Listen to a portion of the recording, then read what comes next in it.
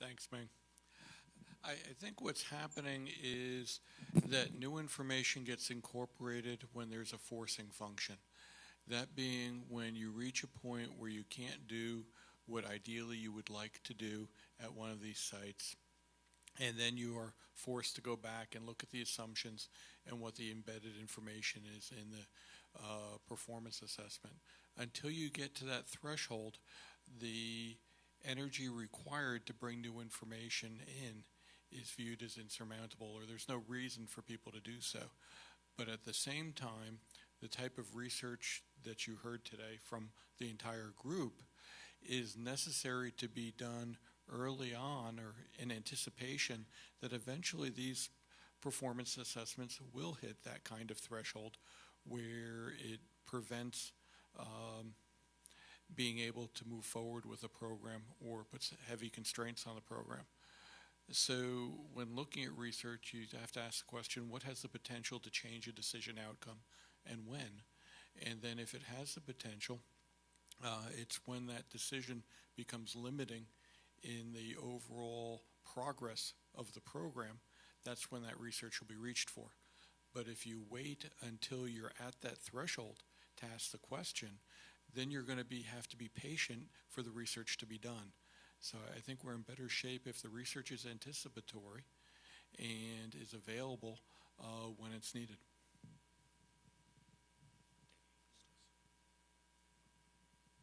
Okay, if there's no other panel comments, I'll ask a question.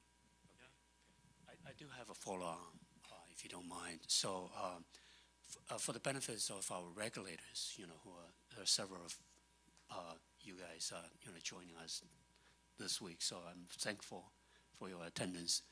For their benefits, do you have a sense, you individually, do you have a sense of the potential incorporation of your research results into the PA? What kind of impact it might have, on the outcome? Is, for instance, in your case, your methods 1313, 1315, which generate certain results. What do you what's your sense on incorporating those results would have on, say, for instance, IDFPA? Well, right now, the PA, as I understand it, is put in a position where it says the current situation, the PA is sufficient for it. So changing the assumptions today probably wouldn't make much of a difference. However, when you're looking at changing waste loadings in the future, or you're looking at changing waste forms in the future, that could have a large impact at that point. Large impact. Which way do you have any understanding at this point, or deeper understanding at this point? It's first understanding it and propagating that through, which hasn't been done. I have some ideas, but I don't think don't want to get out in front of my headlights. Okay. What about you, Paul? For what we're doing, it is about understanding. And it's especially, I listened to Dave earlier talk about the way NRC reviews PAs, but I think it's the way regulators look at them, is they like looking at extremes. And so for what we're doing with this scaling, we're taking extremes off the table because they don't apply. And that can have a big impact on what a PA looks like. So what I'm talking about here today is critically important. And answering Dib a little bit more, about a year ago in Utah, after we'd had a meeting with the regulator out there, I was just one-on-one with him afterwards, and I explained moisture content at the Nevada test site. And this really has become an issue of how to explain this and what examples resonate with someone. But the moisture content example was, we had about 400 moisture content data points at roughly what we called the no-flux boundary out there, which was about 2 meters below ground surface. And the data ranged from 0 to 30%. And if you put that distribution in your model, then some of your simulations make the Mojave Desert look like Michigan. That's why you shouldn't be doing this, and you have to scale to get the right answers. it's important to do this, or the models are not explainable and they're giving you bad answers. So it's something that needs to be done. Yes, David. David Ash has a follow. Just to follow up, I won't speak for the other regulators, but we don't like, I wouldn't say we like to look at extremes, but we like to understand the extremes, right? So why did you get that, and is it credible?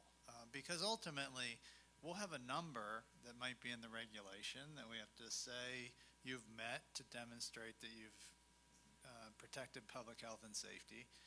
And I think as Chris McKennian said to somebody during the break, ultimately we don't care where the number is below that, right? We just want confidence that it is below it, right? So it might be important for people to understand, that the risk is really low, but that's not whether it's low, moderate, or close to the limit is not really our concern. It's that how confident are we that the criteria is met? And so some of those results where you get high values, do they reflect a credible scenario that could occur that then influences that decision? So that's the distinction. So in what I said, I should have put some commas in the right place. Yes. Because I would distinguish NRC's review of things from other regulators. But we have state regulators, especially on the commercial side, who really don't understand this.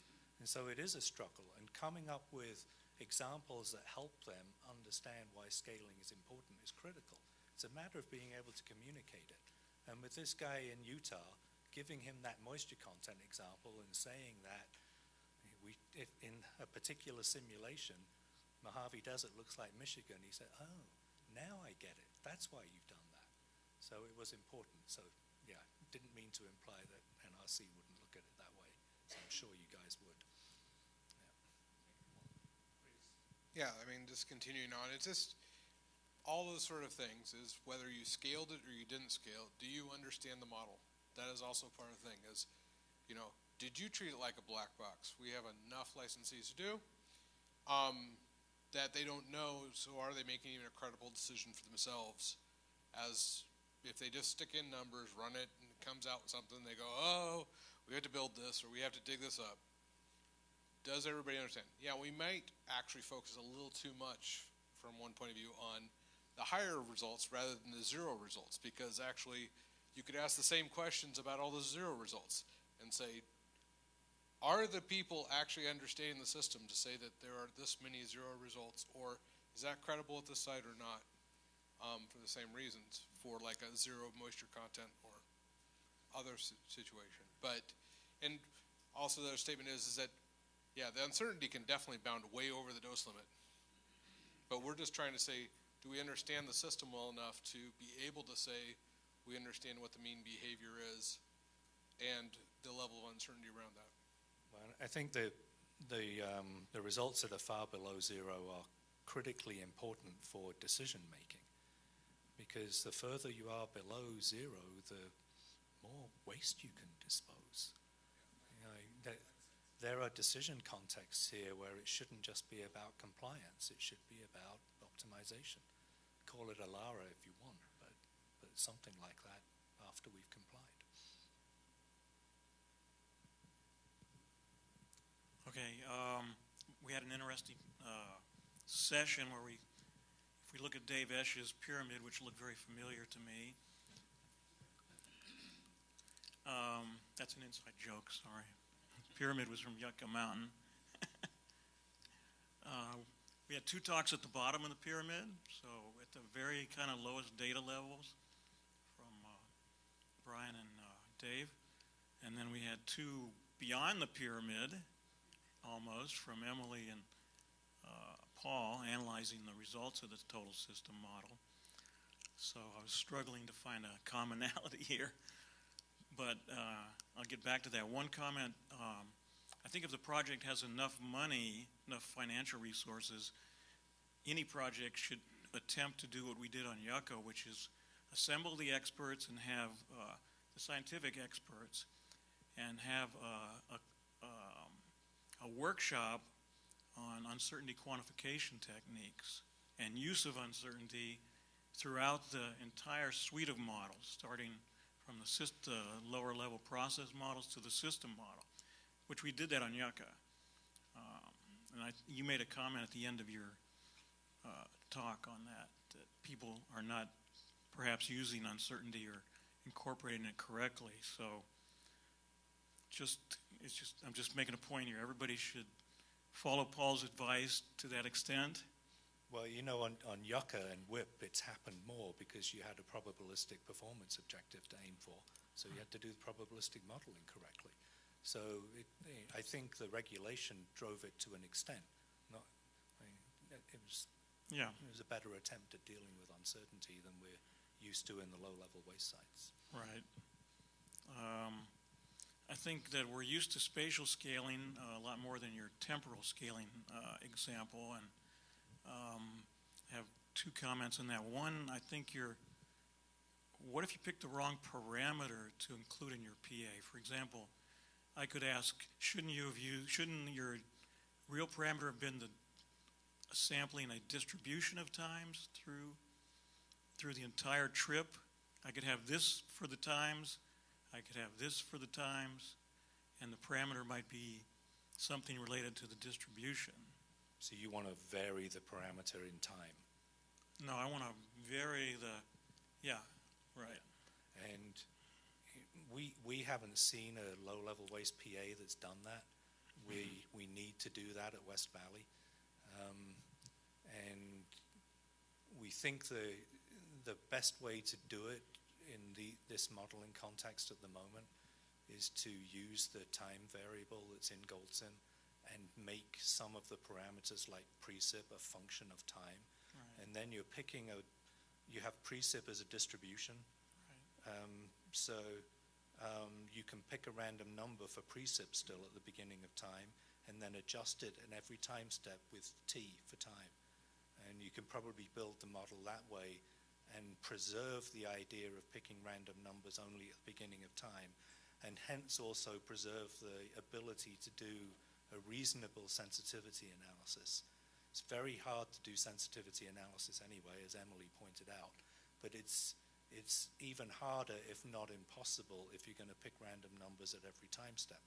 And with stochastic averaging, you really don't need to, but that is an issue that needs to be taken care of, yeah.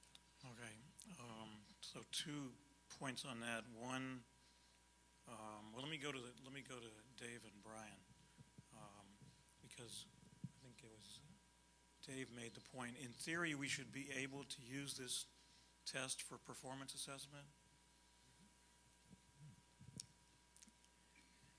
I mean, we get to the real world, everybody wants bang for their buck, okay? So how do you justify some microscopic parameter being relevant to performance assessment? You didn't seem to know yourself. Oh, I think I know where it goes. I would venture to say that the current models on the waste form performance for the alternative waste forms have substantial opportunity for improvement and are very conservative or bounding right now. And focusing on the waste form performance, if you're going to credit that properly, has a lot of opportunity for looking at what the actual performance would be, as well as other things. For example, crediting the liners that you have in the system, which currently aren't credited. Okay, so that leads me to, before I get to Brian,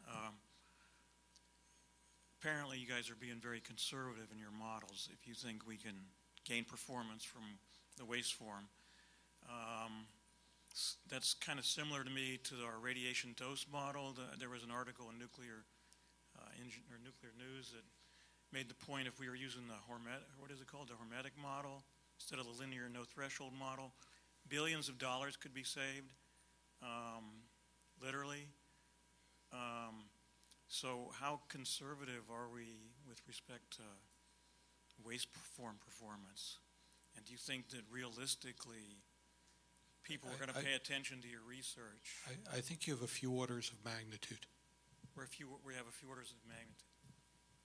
Do people see what I'm saying? I mean, if we're that conservative that we don't care about waste performance now, apparently, How do we get to the point where we will care about it? Or put it in another way, what next step do we have to take collectively to demonstrate it's indeed few orders magnitude?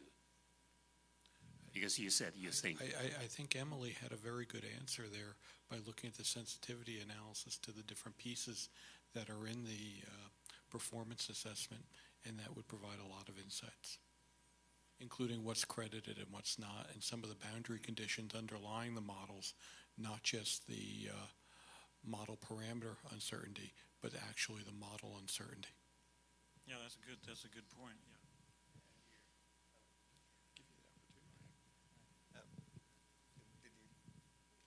Yeah. But within that, and as far as getting information from lab scale into these models, the ranges that you provided in your evaluation, in that we've got a lot of real data now that can justify those ranges and potentially shrink them in this on a very robust manner. You had Neptunium KD values, and I can show you those as a function of temperature, even as the bentonite is altering with groundwater coming in. And so we could actually dial in on that pretty tightly. And so part of this, a lot of the times I tell my students, we're not saving lives. Don't get too worked up over your data, just because it's going to take a long time to get information all the way up to the scale of models that I think most of you are running. But in that, it's validating a conceptual model. We have field data at SRS showing, validating the plutonium doesn't move despite publications of extreme events like colloidal transport at the Nevada test site, where the public would be up in arms about it. But now we can provide data in what I'd say now a much more robust thermochemical model, not an empirical absorption models, that are really giving a realistic range on the values that need to be considered, and perhaps those really could go in and improve the sensitivity analyses. I think it's important to remember in terms of realistic ranges also that the results of your sensitivity analysis depend very much on the parameter range that you input into it. So that if you have not begun with a realistic range, you're not getting a realistic sensitivity analysis back out of that. So it's definitely important that there be an iteration between actual research and playing with parameters in the model. And so Brian, are you telling your students are you teaching them about uncertainty and the importance of it? I mean, I'm putting you on the spot, I know, but I'm not sure that comes out of a lot of programs. I am not qualified to teach anyone about uncertainty. Though I do show it's just too humble. yeah, in a formal manner, but we do try to get them behind us. So when we're doing a 1D simulation, they're using a geochemical equilibrium constants. We do have them run it within the range of uncertainty of the equilibrium constants, just to see how variable the model really is, just for that. But it is not in a formal, rigorous. I'm embarrassingly poor at math to be a scientist, actually. So. I will add that in our graduate program at Vanderbilt, it is required that students have at least one and typically multiple courses in uncertainty modeling. Glad to hear that, David. I'm actually very encouraged to hear the panelists' comments in the last half an hour or so. So I don't know whether there is any feedback from the audience at this point. Any questions for them you'd like to ask or comments to make? Yeah. Okay, David. Do we have time? Okay. So my question is this: this session was about new methodologies and approaches. Maybe my question doesn't have an answer. Maybe it's rhetorical. So how do we allow for the possibility that, let's take, for example, two cases, one at the very lowest level where we got some new data for neptunium dissolution, and at the highest level where Paul says we haven't included temporal scaling in our models correctly, and then the site is closed. We said, oh, it was good. mean, this is bound to happen over time. Maybe, somebody's gonna, especially an intervener, is gonna say, look, there's this new research, this stuff's gonna leak out of here, you guys screwed up. So this isn't only a problem for what we're doing technically, right? This is also a problem when anything changes, like a regulation. And so at some point, for me, my preference would be regarding change in technology, change in regulation, change in society, all of which could affect the results of a PA. We need to find a way of embracing change. Otherwise, we stick our heads in the sand. And sticking our heads in the sand while we've been doing this for 30 years and claiming we're not learning as we go, that doesn't make sense. So somehow we've got to find a way to embrace change and adapt accordingly, whatever that is. With the current practices, I would suggest that we're much more apt to find that we erred on the side of being too conservative and wasted resources in terms of not appropriately utilizing the capabilities that we have, rather than erring on the side that we weren't safe enough.